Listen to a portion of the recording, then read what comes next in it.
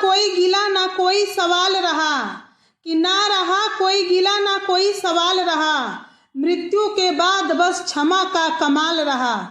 कर्ण और द्रौपदी के मन से मिट गया हर मलाल, समय ने सिखाया क्षमा ही है सबसे बड़ा कमाल। जय श्री कृष्ण। दोस्तों, स्वागत है आपका अपने ही YouTube चैनल ममता ज्ञान संग्रह में। दोस्तों, कभी कभी मृत्यु शरीर का अंत करती है, लेकिन कुछ अधूरे शब्द आत्मा को भी बांधे रखते हैं। कुरुक्षेत्र को 16 वर्ष बीत चुके थे। हस्तिनापुर पर धर्मराज युधिष्ठिर का शासन था। राज्य में शांति थी, लेकिन उस शांति के पीछे अनगिनत बलिदानों की पीड़ा छिपी थी। राजमहल के एक शांत कक्ष में द्रौपदी अकेली बैठी थी। रात का अंतिम प्रहर था। अचानक पूरे कक्ष में एक दिव्य प्रकाश फैल गया। द्रौपदी ने धीरे धीरे अपनी आंखें उठाई। उनके सामने एक तेजस्वी पुरुष खड़ा था। द्रौपदी के होठ कांप उठे। अंगराज कर्ण, वह दिव्य स्वर गूंजा, हाँ पांचाली, मैं कर्ण हूँ। भय मत करो, आज मैं किसी युद्ध के लिए नहीं, किसी शिकायत के लिए नहीं, बल्कि एक अधूरे सत्य को पूर्ण करने आया हूँ। द्रौपदी की आंखों से आंसू बह निकले। 16 वर्ष बीत चुके हैं कर्ण, इतने वर्षों बाद अब क्यों आए हो? कर्ण ने शांत स्वर में उत्तर दिया, क्योंकि कुछ शब्द ऐसे होते हैं जो मृत्यु भी अपने साथ ले जाती है। जब तक वे कहे ना जाएं, आत्मा को पूर्ण शांति नहीं मिलती। महल के बाहर बादल गरज रहे थे। द्रौपदी मौन थी। उन्हें लगा मानो समय फिर से कुरुक्षेत्र के दिनों में लौट आया हो। कर्ण ने आगे कहा, द्रौपदी, आज मैं तुम्हें दोष नहीं देने आया हूँ, मैं केवल वह सत्य कहने आया हूँ जिसे जीवित रहते हुए कभी कह नहीं सका। और यहीं से आरंभ हुआ वह संवाद जिसने द्रौपदी के हृदय में वर्षों से दबे पश्चाताप, प्रश्न और स्मृतियों को फिर से जगा दिया। द्रौपदी ने कर्ण की ओर देखते हुए कहा, अंगराज, उस दिन स्वयंवर में मैंने तुम्हारा अपमान किया था। मैंने सबके सामने कहा था कि मैं एक सूत पुत्र से विवाह नहीं करूंगी। यह अपमान मुझे आज भी सोने नहीं देता। कर्ण ने धीरे से सिर हिलाया और बोला, नहीं पांचाली, इतिहास केवल एक घटना से नहीं बदलता। हम सब अपने अपने कर्मों और परिस्थितियों के बंधन में थे। द्रौपदी ने कहा, यदि उस दिन स्वयंवर में मैंने तुम्हारा अपमान ना किया होता तो क्या शायद इतिहास कुछ और होता? कर्ण ने गंभीर स्वर में कहा, उस दिन मुझे तुम्हारे शब्दों से उतना दुख नहीं हुआ था जितना इस बात से कि मेरे भाग्य ने फिर एक बार मेरा परिचय मेरे कर्मों से नहीं बल्कि मेरे जन्म से कराया। द्रौपदी की आंखें झुक गई। यदि उस दिन मुझे सत्य पता होता कि तुम भी कुंती पुत्र हो तो शायद। कर्ण ने बात बीच में रोक दी। नहीं द्रौपदी, यदि तुम्हें पता भी होता कि मैं कुंती का पुत्र हूँ तब भी शायद नियति यही लिखती, क्योंकि महाभारत केवल मनुष्यों ने नहीं समय ने लिखा था। द्रौपदी ने आंसू पोंछते हुए पूछा, कर्ण, क्या तुम्हें वह कुरुसभा याद है? उस दिन तुमने मेरे विरुद्ध कठोर शब्द क्यों कहे? तुम्हारे वे शब्द आज भी मेरे हृदय में किसी विषैले तीर की भांति चुभते हैं। कर्ण की आंखों में गहरी पीड़ा उतर आई और बोला, पांचाली, पुरुष सभा का वह दिन मैं कैसे भूल सकता हूँ? उस सभा में तुम्हारा नहीं, मेरे अपने धर्म का भी अपमान हुआ था। ना जाने उस दिन इस राधे को क्या हो गया था। उस दिन मैं अधर्म देखता भी रहा और अधर्म करता भी रहा। जब मैंने तुम्हारे विरुद्ध वे कठोर शब्द कहे तब मेरे मुख से कर्ण नहीं, वर्षों से अपमान सहता हुआ एक घायल मनुष्य बोल रहा था। स्वयंवर में तुम्हारे एक वचन ने मेरे आत्मसम्मान को जिस प्रकार तोड़ा था, उसी पीड़ा ने मुझे उस दिन मेरे विवेक को भी पराजित कर दिया। परंतु यह सत्य है कि प्रतिशोध की अग्नि में मैंने धर्म की मर्यादा भंग कर दी थी। एक स्त्री का अपमान किसी भी क्षत्रिय के लिए विजय नहीं, सबसे बड़ा कलंक होता है। उस दिन मैं मित्रता निभाने में इतना अंधा हो गया कि न्याय का साथ ही छोड़ बैठा।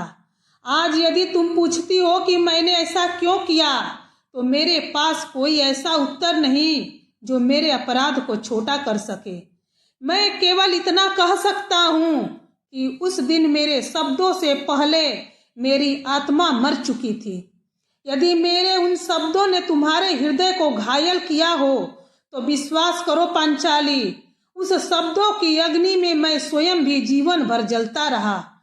कुछ क्षण तक दोनों मौन रहे, फिर कर्ण बोले, रणभूमि में मैंने अनेक शत्रुओं का सामना किया, लेकिन उस दिन मैं अपने ही मन से हार गया था। द्रौपदी ने कांपते हुए पूछा, तो फिर तुमने युद्ध में अर्जुन को मारने का संकल्प क्यों लिया? कर्ण ने गहरी सांस ली, क्योंकि मैं मित्रता का ऋणी था। दुर्योधन ने मुझे वह सम्मान दिया जो संसार ने कभी नहीं दिया। मैं उसके साथ अधर्म में नहीं था, लेकिन उसके उपकार का ऋण मुझे रणभूमि तक ले आया। द्रौपदी ने पूछा, अंगराज, क्या मनुष्य का ऋण धर्म से बड़ा हो सकता है?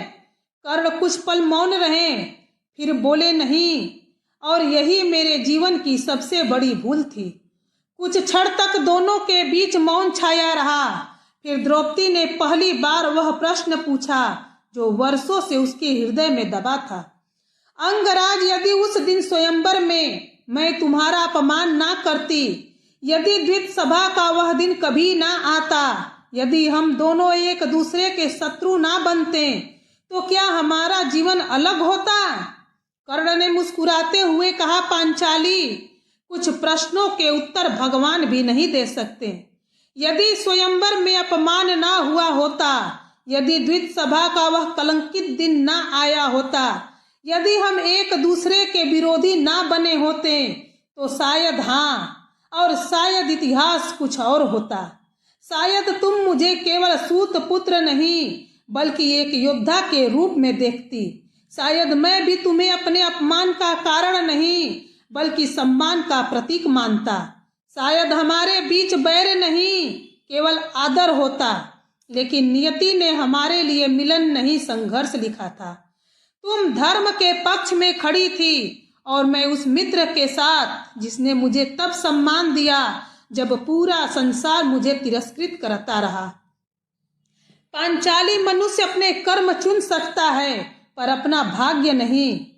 यदि भाग्य हमें शत्रु ना बनाता तो संभव है कि आज हम एक दूसरे के घाव का कारण नहीं बल्कि सहारा होते, पर अब यह सब केवल एक ऐसी कल्पना है जिसे समय कभी सत्य नहीं होने देगा।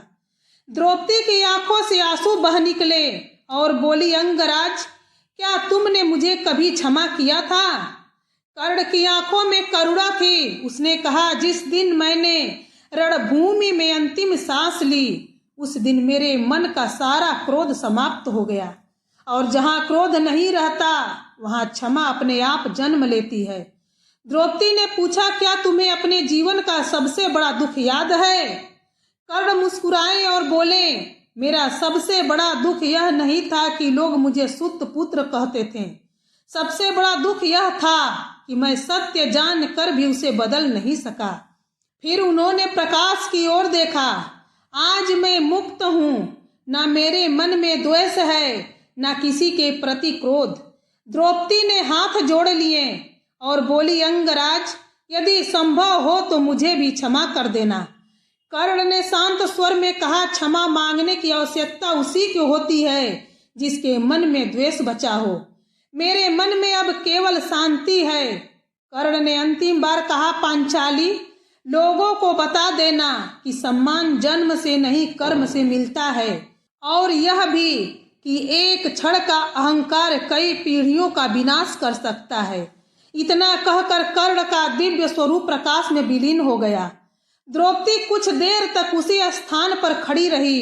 उनकी आंखों में आंसू थे, लेकिन वर्षों बाद उनके हृदय का बोझ हल्का हो चुका था। उस रात हस्तिनापुर में केवल एक आत्मा को नहीं बल्कि दो हृदयों को भी शांति मिली। तो दोस्तों, कर्ण और द्रौपदी का यह संवाद हमें एक बहुत गहरा संदेश देता है।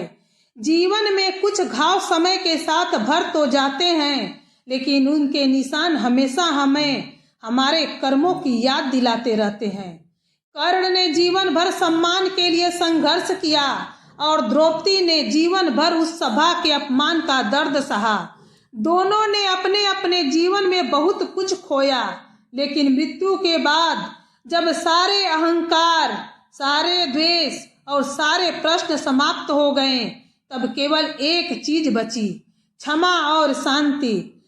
शायद यही महाभारत का सबसे बड़ा सत्य है कि युद्ध समाप्त होने के बाद भी उसके घाव मनुष्य के भीतर लंबे समय तक जीवित रहते हैं।